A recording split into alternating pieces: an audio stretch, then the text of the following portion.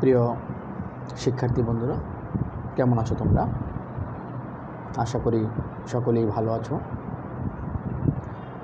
পল্লবী মহিলা ডিগ্রি কলেজের online class কার্যক্রমে তোমাদের সবাইকে স্বাগত।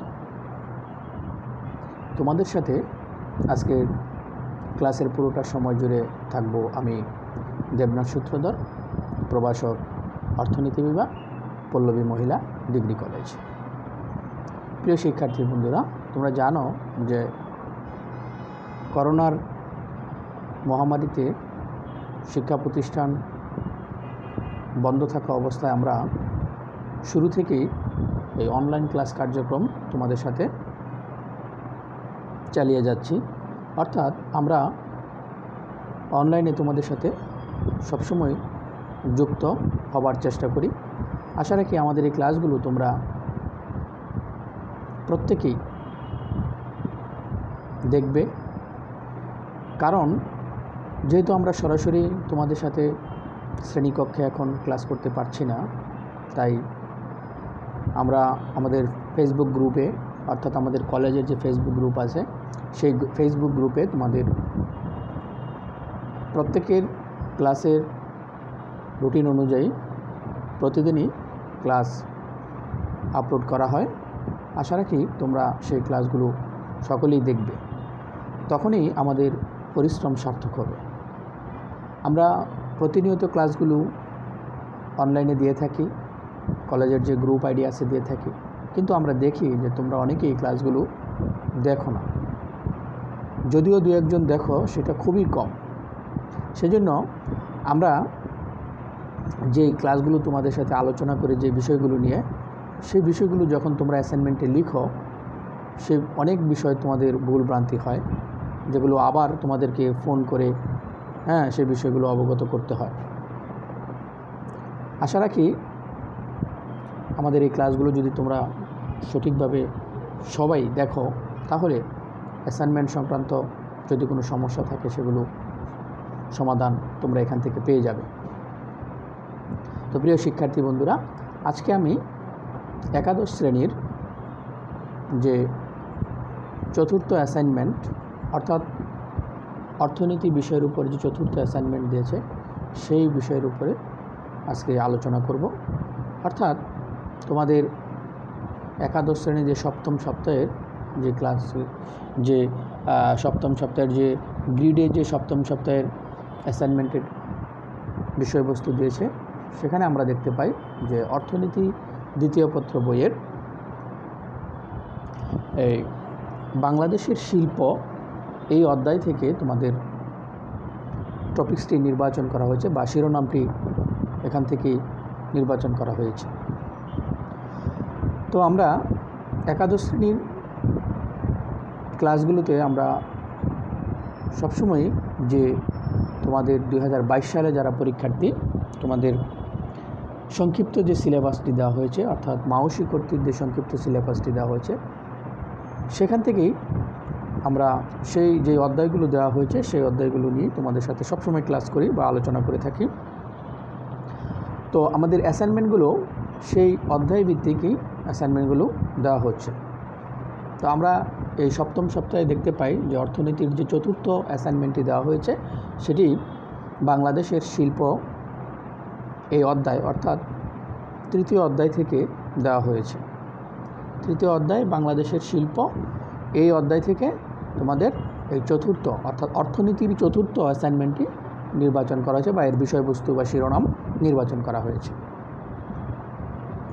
প্রিয় শিক্ষার্থী, আমরা সরাসরি তোমাদের যে অ্যাসাইনমেন্ট ভিত্তিক যে আলোচনা, সে আলোচনায় চলে যাই। আমরা প্রথম বর্ষে তোমাদের একাদশ শ্রেণীর যে বিষয়গুলো দেখছি, যে তোমরা অ্যাসাইনমেন্ট করতে গিয়ে অনেক ভুলভ্রান্তি করো। আমি যে বিষয়টি তোমাদেরকে প্রথমে বলে নেব, যে তোমরা যখন অ্যাসাইনমেন্টটা লিখবে, তখন অ্যাসাইনমেন্টের যে বিষয়বস্তুটি তোমরা দেখতে পাও, অর্থনীতি দ্বিতীয় পত্রের যে তৃতীয় অধ্যায়ের চতুর্থ অ্যাসাইনমেন্ট নির্বাচন করা হয়েছে, সেখানে তোমরা দেখবে যে তৃতীয় অধ্যায় থেকে বাংলাদেশের যে শিল্প, সেই শিল্প থেকে তোমাদের বাংলাদেশের শিল্প নামক অধ্যায় থেকে এই শিরোনামটি নির্বাচন করা হয়েছে। তো তোমরা আমাদের যে ফ্রন্ট পেজটি দেওয়া হয় অর্থাৎ কভার পেজটি দেওয়া হয়, সেই কভার পেজটিতে অর্থাৎ অ্যাসাইনমেন্টের যে কভার পেজটি দেওয়া হয় সেই কভার পেজটিতে তোমরা অবশ্যই তোমাদের রেজিস্ট্রেশন নাম্বারটা লিখবে, তোমাদের নাম, যার যার নিজের নাম, পিতার নাম, মাতার নাম, এই বিষয়গুলো তোমরা তোমাদের এসএসসির যে সনদ সে অনুযায়ী লিখবে। তারপরে তোমরা বিষয় কোডটি লিখবে। বিষয় কোড এবং বিষয়ের নাম অবশ্যই ইংরেজিতে লিখতে হবে। বিষয় কোড এবং বিষয়ের নাম তোমাদেরকে অবশ্যই ইংরেজিতে লিখতে হবে। আমাদের অর্থনীতির দ্বিতীয় পত্রের বিষয় কোড তোমরা জানো 110 এবং প্রথম পত্রের বিষয় কোড হচ্ছে 109। তো তোমরা এই বিষয়গুলো অবগত হয়ে এবং খুব গুরুত্বপূর্ণভাবে বা গুরুত্ব দিয়ে তোমরা কেয়ারফুলি সেই বিষয়গুলো বা সেই যে কভার পেজের যে এগুলো থাকে এগুলো পূরণ করবে। তারপরে আছে শিরোনাম। একটি অ্যাসাইনমেন্টের সবচেয়ে গুরুত্বপূর্ণ যে বিষয়টি সেটি হচ্ছে শিরোনাম। এই শিরোনাম নিয়ে প্রথম দিকে অনেক দোয়াশা ছিল বা কোনটা শিরোনাম হবে, কি হবে না হবে এ বিষয়ে অনেক দ্বিধাদ্বন্দ্ব ছিল। কিন্তু মানসিক যে দিক নির্দেশনা সেখান থেকে আমরা বরাবরই তোমাদেরকে আমি আগেও বলেছি, এখনও বলছি যে অ্যাসাইনমেন্টের যে গ্রিডের প্রতি সপ্তাহে যে অ্যাসাইনমেন্টের এগুলো দেওয়া হয় সেগুলো দেখবে তোমরা। সেখানের যে কলামগুলো দেওয়া হয়, প্রথমে যে কলামটি থাকে সেটি হচ্ছে অ্যাসাইনমেন্ট নম্বর। তো অ্যাসাইনমেন্ট নম্বর হচ্ছে প্রথম কলামে থাকে। তো অ্যাসাইনমেন্টের নংটা তোমরা ওইখান থেকে নেবে, প্রথম কলাম থেকে নেবে অ্যাসাইনমেন্ট নং। সেটি 2 নং হতে পারে, 3 নং হতে পারে, 4 নং হতে পারে। সপ্তাহ এবং অ্যাসাইনমেন্টের নং কিন্তু এক হবে না, কখনো সবসময় এক হবে না। সপ্তাহ হতে পারে সপ্তম সপ্তাহ, আমরা এখন সপ্তম সপ্তাহের অ্যাসাইনমেন্ট নিয়ে আলোচনা করতেছি, কিন্তু অ্যাসাইনমেন্টের নং হবে সেটি 4 নং অ্যাসাইনমেন্ট। অর্থাৎ অর্থনীতির দ্বিতীয় পত্রের যে অ্যাসাইনমেন্টে অর্থনীতির যে অ্যাসাইনমেন্টগুলো দেওয়া হচ্ছে সেখানে আমরা দেখতে পাই এখানে অ্যাসাইনমেন্টের নম্বর হচ্ছে এটা 4 নং অ্যাসাইনমেন্ট। সেই বিষয়টা তোমরা প্রথম কলাম থেকে চয়ন করবে বা নির্বাচন করবে। তারপর দ্বিতীয় কলামের যে বিষয়বস্তুটি থাকে সেই বিষয়বস্তুটি অবশ্যই শিরোনামের ঘরে লিখতে হবে। অর্থাৎ শিরোনাম কোনটা কোন বিষয়টা লিখবে, অ্যাসাইনমেন্টের দ্বিতীয় কলামের যে বিষয়বস্তুটি আছে এবং সেই বিষয়বস্তু তোমরা দেখবে কিছু কিছু ক্ষেত্রে কোনো অ্যাসাইনমেন্টের ক্ষেত্রে দেখা যাচ্ছে সে গাঢ় কালি দিয়ে যেই অংশটুকু নির্বাচন করে দেওয়া হয় সেই অংশটুকুই তোমরা শিরোনামের ঘরে লিখবে।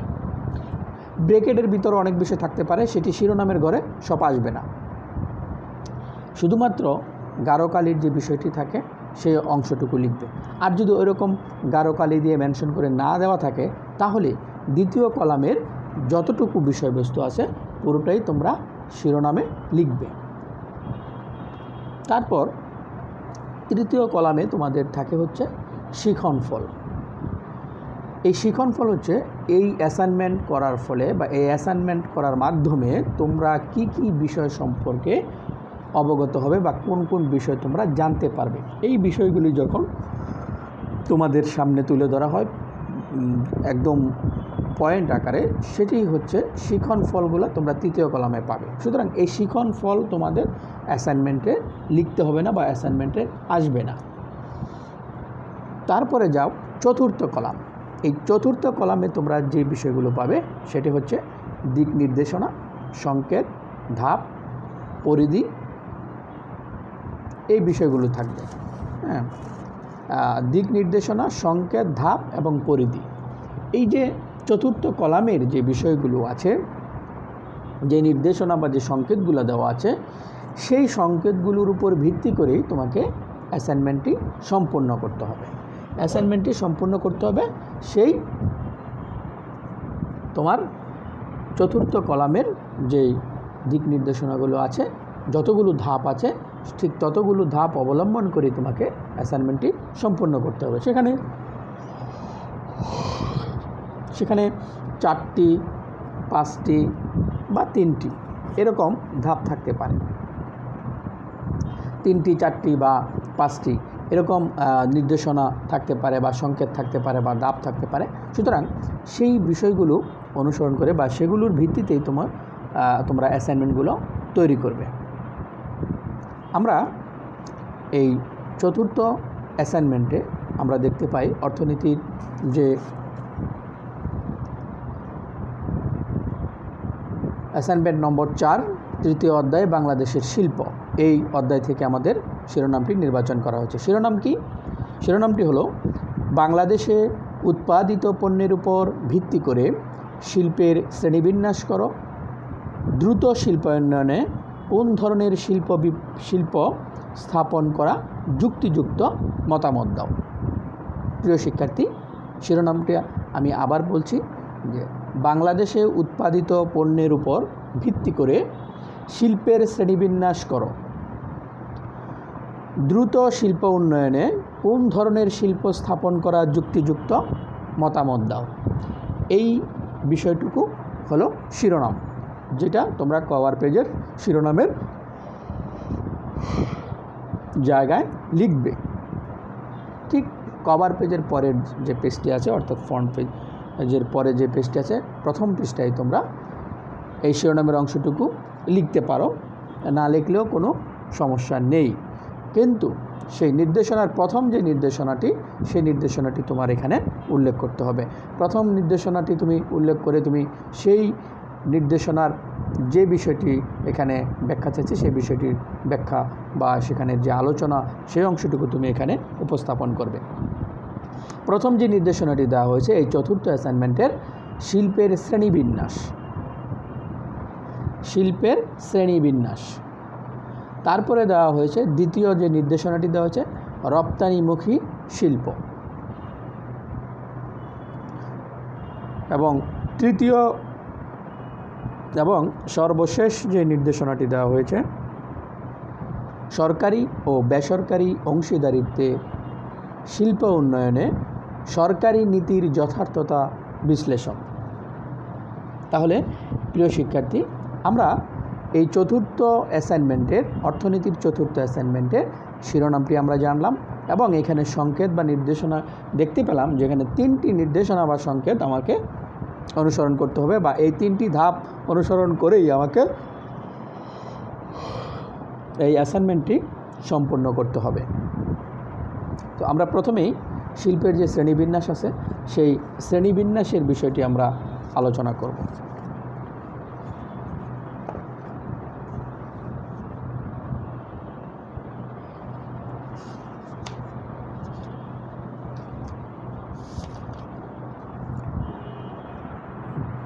প্রিয় শিক্ষার্থী, শিল্পের শ্রেণীবিন্যাসে আমরা জানি যে উৎপন্ন দ্রব্যের প্রকৃতি অনুযায়ী বাংলাদেশের শিল্প খাত মোটামুটি 3 ভাগে বিভক্ত। একটি হচ্ছে ভোগ্য পণ্যের শিল্প, আরেকটি হচ্ছে মধ্যবর্তী পণ্যের শিল্প এবং 3 নম্বর হচ্ছে মূলধন দ্রব্যের শিল্প।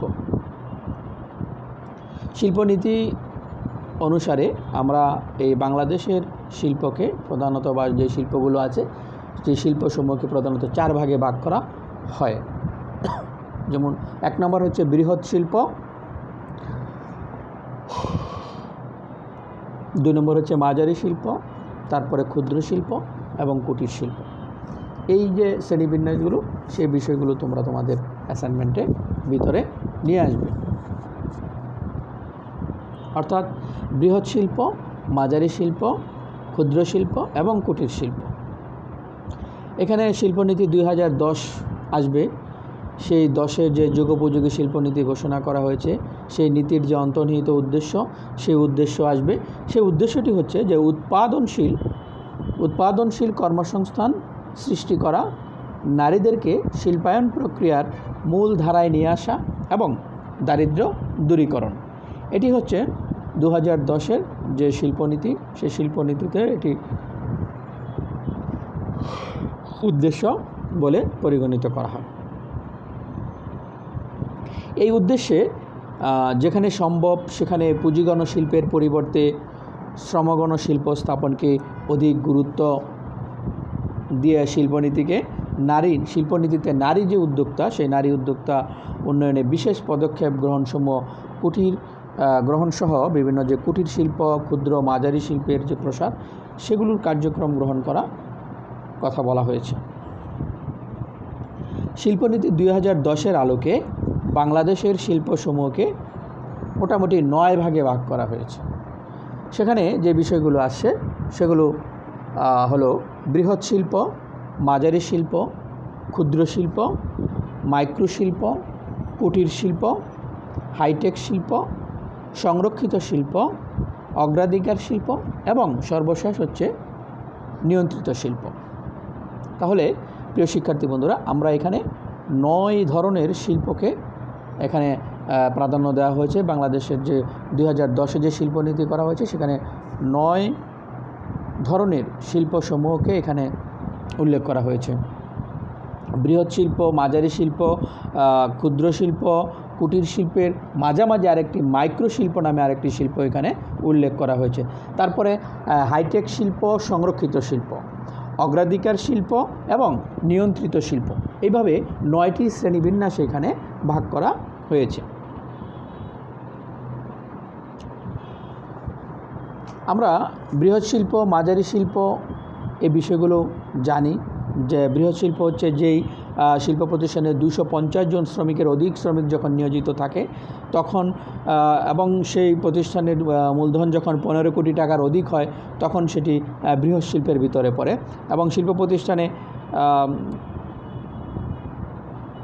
ভিতরে যেমন রয়েছে ইস্পাত, লোহা শিল্প, বস্ত্র শিল্প, পাট শিল্প, চিনি শিল্প, এগুলো বৃহৎ শিল্পের ভিতরে আসে। মাঝারি শিল্পের কথা বলা হয়েছে যেসব শিল্প প্রতিষ্ঠানে 100 থেকে 250 জন শ্রমিক নিয়োজিত থাকে এবং যে যার মূলধন 1 কোটি থেকে 15 কোটি টাকা পর্যন্ত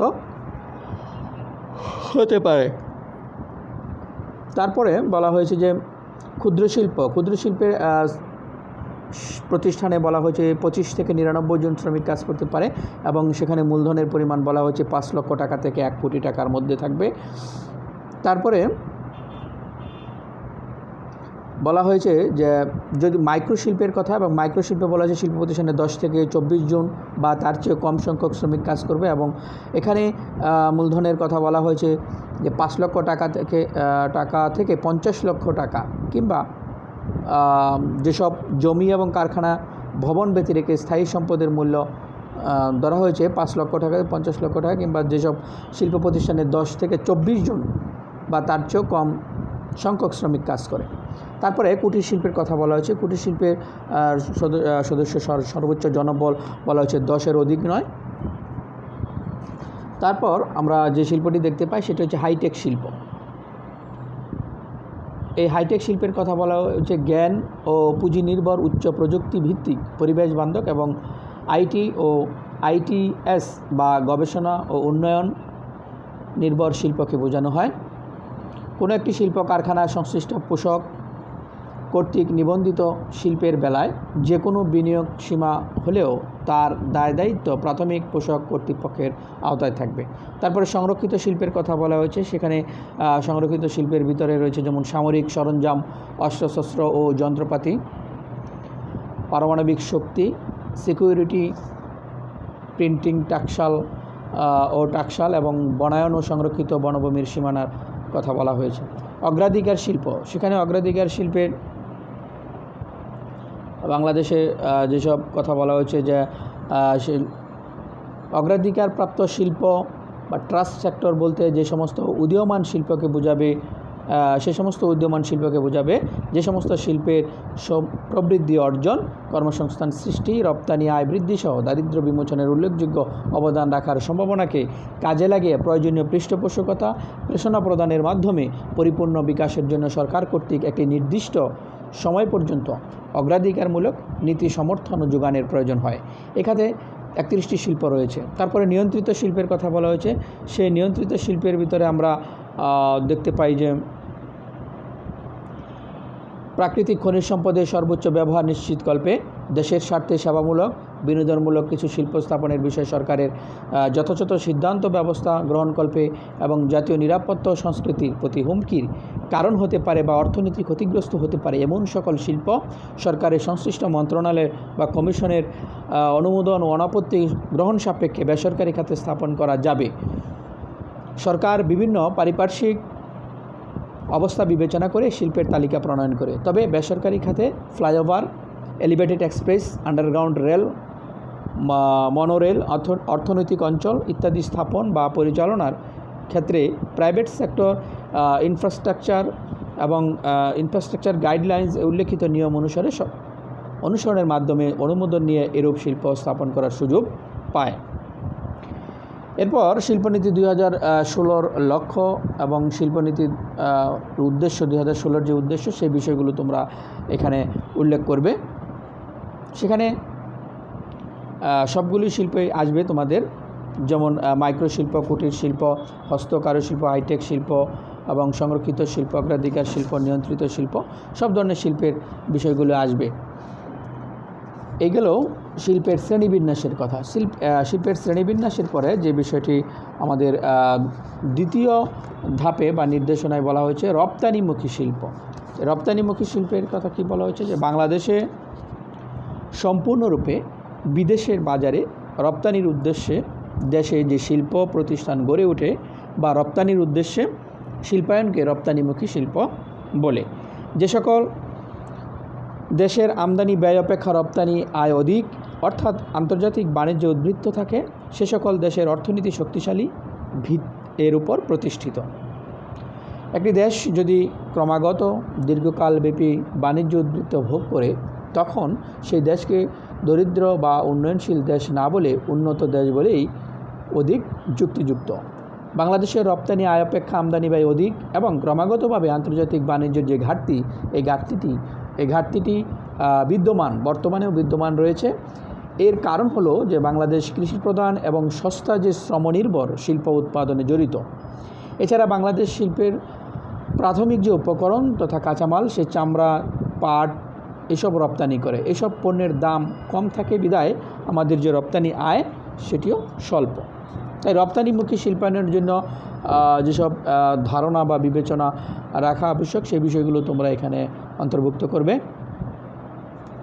সেখানে প্রায় 4টি বিষয় আছে। বাংলাদেশে রপ্তানিমুখী যেসব শিল্প আছে বা শিল্পজাত পণ্য আছে, সেই পণ্যের নামগুলো আমি একে একে যদি উপস্থাপন করি, তাহলে দেখবা যে প্রথমে আছে তৈরি পোশাক, নিটওয়্যার, রাসায়নিক দ্রব্য, প্লাস্টিক সামগ্রী, চামড়া ও চামড়াজাত পণ্য, হস্তশিল্প, পাট ও পাটজাত পণ্য, টেরি টাওয়েল, হোম টেক্সটাইল, পাদুকা, সিরামিক সামগ্রী, প্রকৌশল দ্রব্যাদি, ভেসেলস এবং অন্যান্য শিল্পজাত পণ্য।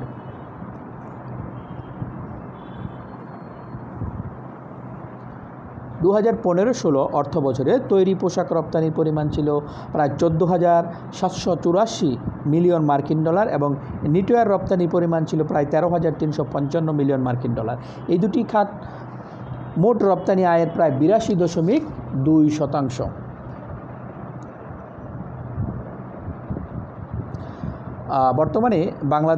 বর্তমান সময়েও বাংলাদেশের যে শিল্পজাত পণ্য রপ্তানির যে একক বৃহত্তম খাত, সেটি হচ্ছে তৈরি পোশাক এবং নিটওয়্যার শিল্প।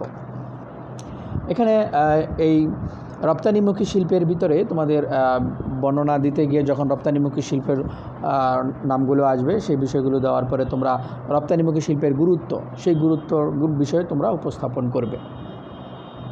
এই গুরুত্বের ভিতর আসতে পারে উৎপাদনের বিশেষায়ন, কর্মসংস্থান বৃদ্ধি, দেশীয় শিল্পের প্রসার, সম্পদের যে সর্বোচ্চ ব্যবহার, দক্ষতা বৃদ্ধি, বৈদেশিক মুদ্রা অর্জন, কৃষক বান্ধব কৌশল, কৃষি আধুনিকায়ন, কৃষি আধুনিকায়ন, মূলধনী দ্রব্য আমদানি, বৈদেশিক ঋণ পরিশোধ, মাথাপিছু আয় ও জীবনযাত্রার মান উন্নয়ন, দেশের মর্যাদা বৃদ্ধি। এইভাবে তোমরা রপ্তানিমুখী শিল্পের যে ধাপটি বা নির্দেশনাটি আছে সেটি সম্পন্ন করতে পারো। এবং সর্বশেষ যে বিষয়টি আছে সেটি হচ্ছে তোমার সরকারি ও বেসরকারি অংশীদারিত্বে শিল্পায়নে সরকারি নীতির যথার্থতা বিশ্লেষণ।